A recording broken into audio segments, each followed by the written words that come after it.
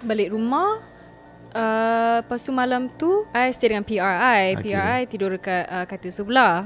So ni time 2-3 pagi I dengar ada orang berzikir.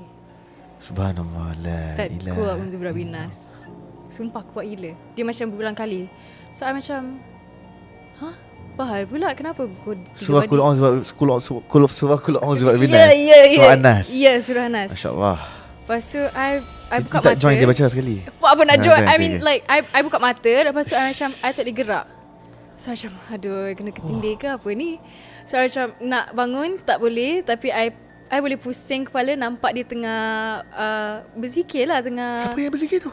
PRI. Dia tengah berzikir. Dia tengah berzikir tapi tengah tidur. Tapi dia macam dia bukan macam dia macam dia macam tu. Sumpah, dia tengah bisik tapi dia macam faham tak? I dah dulu Ramadan naik dah. I macam ya Allah, nak buat apa ni? So I macam nak bangun tapi susah gila nak bangun. Tapi I sempat bangun. I pergi dekat dia, I baca semua benda yang I tahu I baca dekat dia. Doa makan semua baca sekali lah.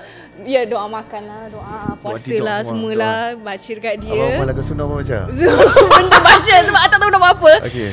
Takkan nak biar dekat situ kalau tak berhenti kan. So last dalam 10-15 minit macam tu dia berhenti. Lepas tu dia pusing.